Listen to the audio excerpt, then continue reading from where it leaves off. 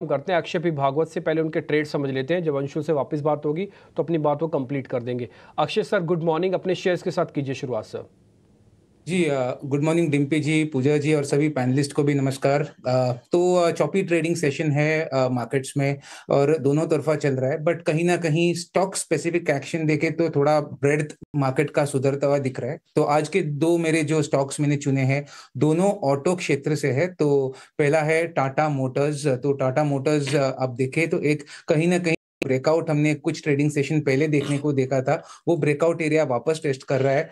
3 दिन breakout area का support hold करने के बाद वापस उछलने की कोशिश में है। ओवरऑल जिस तरीके का पैटर्न बन रहा है 1087 और 1105, ये दो टारगेट बनते हुए दिख रहे टाटा मोटर्स में। स्टॉप लॉस रिस्क मैनेजमेंट के तौर पे 1015 का बनेगा। दूसरा शेयर है अशोक लेलैंड, जिसका जो प्राइस स्ट्रक्चर है बहुत ही मजबूत है। हल्के से करेक्शन में मुझे लग रहा है कि बहुत अच्छी अपॉर्चुनिटी दे रहा है स्टॉक री एंट्री के। तो अशोक लेलैंड बाय करने की राय रखूंगा फॉर टारगेट्स ऑफ 272 और 283। स्टॉप लॉस बनेगा 235 का। तो मौजूदा बाजार में ऑटो स्टॉक्स अच्छे लग रहे हैं। कल हमने देखा था कि अच्छा चल भी रहे थे और तमाम ऑटो स्टॉक्स, इसमें टाटा मोटर्स, अशोक लेलैंड में खरीदारी के मौके बन रहे हैं। आप अभी भी तेजी करके चल सकते हैं। अब देवांग के पास जाएंगे। Devang ji, thank you so much ET now Swadesh को समय देने के लिए। बताइए आज आप कहां पर देख रहे हैं ट्रेड के मौके? Very good morning. First Ipca lab में देख रहे हैं ओवरऑल जो स्ट्रक्चर है, height of height down structure में स्टॉक ट्रेड कर रहा है डेली चार्ट। हमें लगता है इसमें अभी भी अपसाइड देखने मिल सकता है। 1400 का टारगेट है, स्टॉप लॉस रखना है 1336। नेक्स्ट स्टॉक रहेगा एसबीआई लाइफ। एसबीआई लाइफ हमने देखा है कि डेली चार्ट पॉजिटिव ट्रेंड है, एक इंट्राडे चार्ट पे एक सपोर्ट लेकर वापस अपसाइड रिवर्सल देखने मिला है। तो एसबीआई लाइफ खरीदने की सलाह रहेगी। स्टॉप लॉस रखना है 1668, टारगेट है 1775।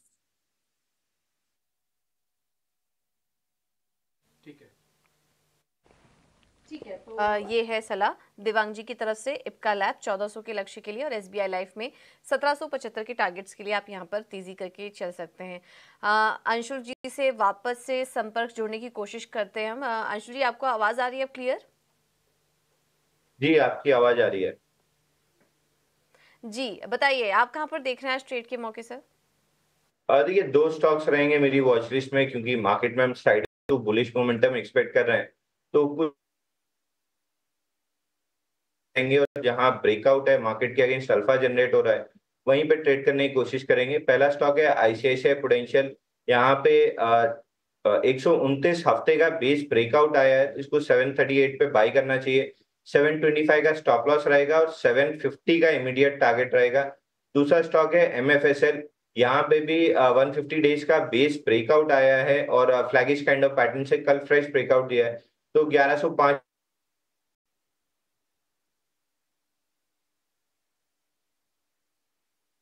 लेवल को क्रॉस कर लेते हैं तो फिर 1205 तक हम जाते हुए दिखेंगे। ठीक है अंशुल जी। मैक्स फाइनेंशियल आपकी तरफ से एक दिया गया शेयर है, आईसीआईसीआई प्रूडेंशियल आपकी तरफ से दिया गया शेयर है। दोनों लॉन्ग साइड पे है।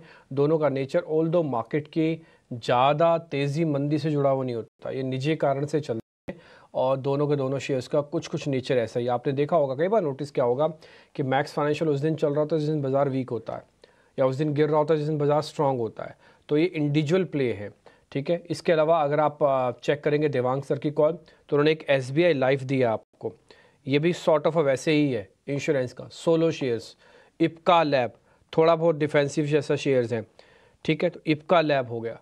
अब इसके अलावा आपको अक्षय पी भागवत ने भी आपको ट्रेड दिया। एक बार अक्षय सर के भी ट्रेड दिखाओ।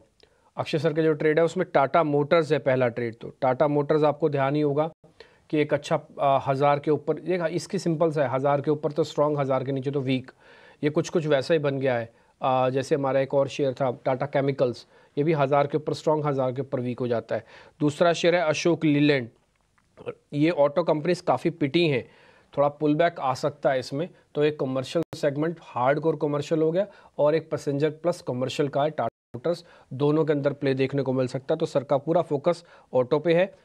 एसबीआई लाइफ और इप्का लैब देके आपको सर ने बता दिया है दिवांग ने कि अभी आप थोड़े डिफेंसिव रहो, और आईसीआईसीआई और मैक्स फाइनेंशियल से अंशुल जैन ने आपको थोड़ा और क्लियर कर दिया है, ठीक है। तो ये कुछ एक शेयर्स आपके सामने हमने आपके सामने रखे। वह पैनल पर एक और एक्सपर्ट जुड़ चुके हैं, विवेक कारवा भी हमारे साथ मौजूद हैं इस वक्त।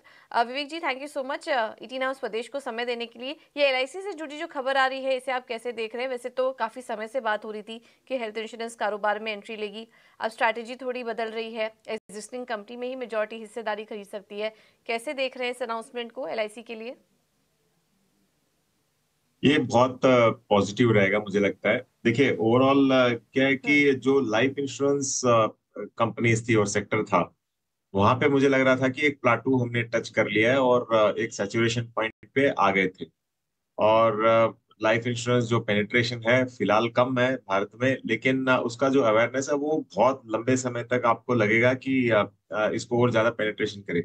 लेकिन जो हेल्थ इंश्योरेंस है उसका अवेयरनेस कुछ ज्यादा ही है।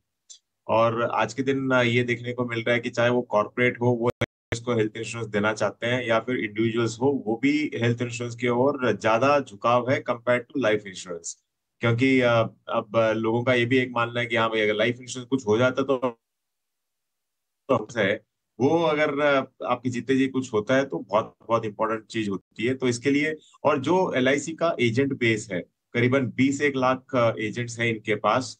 और आज भी आप अगर टायर 3 और रूरल सेक्टर में जाओ, जो विश्वास एलआईसी के नाम पे है वो दूसरी प्राइवेट सेक्टर कंपनीज के नाम पे नहीं है। हाँ, फिलहाल प्राइवेट ने ज्यादा अच्छा किया एलआईसी से, ये एक मानने की बात है। लेकिन जो जो झुकाव रहता है ना, वो भी इस समय ये एलआईसी की तरफ जाएगा। आज भी अगर आप देख ले तो हेल्थ इंश्योरेंस आपको दिख जाएंगे कि 10 में से 5 ने या तो यूनाइटेड इंडिया या फिर ऐसी कंपनी से, मतलब जो सरकारी कंपनी है वहां से हेल्थ इंश्योरेंस लिया हुआ है, क्योंकि वो ट्रस्ट फैक्टर ज्यादा है। तो एलआईसी आएगी तो एलआईसी के लिए तो ये फायदा रहने वाला है। सुमित मूलचंदानी भी जुड़ चुके हैं। सुमित जी, क्विकली, बाजार खुलने वाला है, अपने ट्रेडिंग आइडियाज क्विकली बताइए। हाय, गुड मॉर्निंग टू ऑल। तो बिल्कुल एक फॉलोअप से मैं स्टार्ट करना चाहूँगा। देखिए, ट्यूसडे के सेशन में त्रिवेणी टरबाइन को हमने रिकमेंड किया हुआ था एट द लेवल्स ऑफ 630। उसका टारगेट आ चुका है 710 का। अभी भी स्टॉक पॉजिटिव है, तो हमें लग रहा है कि जो सेकंड टारगेट है 740 का वो भी आ सकता है। तो पार्शियल बुकिंग पे थोड़ा सा ध्यान रखें, और यहाँ पे 690 का मैं ट्रेलिंग स्टॉप लॉस रखूंगा। आज के जो 2 रिकमेंडेशंस रहेंगे, पहला रहेगा होनासा कंज्यूमर्स का। देखिए, काफी टाइम से स्टॉक एक कंसोलिडेशन कर रहा है, स्ट्रॉन्ग रेजिस्टेंस है 503 के लेवल्स का। स्टॉक आज अपसाइड में जा सकता है। आप देखिए, काफी टाइम भी बनी हुई थी 440 से लेके 500 का। और डेली टाइम फ्रेम पे अगर आप नोट करेंगे तो एक इन्वर्टेड हेड एंड शोल्डर्स का भी ब्रेकआउट आ सकता है। तो एक कैंडिडेट है आज का सेशन का, मैं फर्स्ट सेशन का वेट करूंगा। अगर 503 के ऊपर सस्टेन हो रहा है तो बिल्कुल यहाँ पे आप बाइंग पोजीशन बनाइए। 603 एंड 652 ये 2 टारगेट्स रहेंगे। 445 का स्टॉप लॉस रहेगा।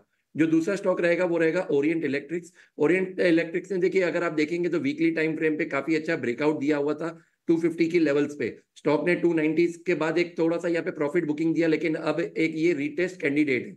तो बिल्कुल आप स्टॉक को एक्यूमुलेट कीजिए। 272 करंट मार्केट प्राइस है। 245 का स्टॉप लॉस रहेगा। 324 and 353 will be the targets.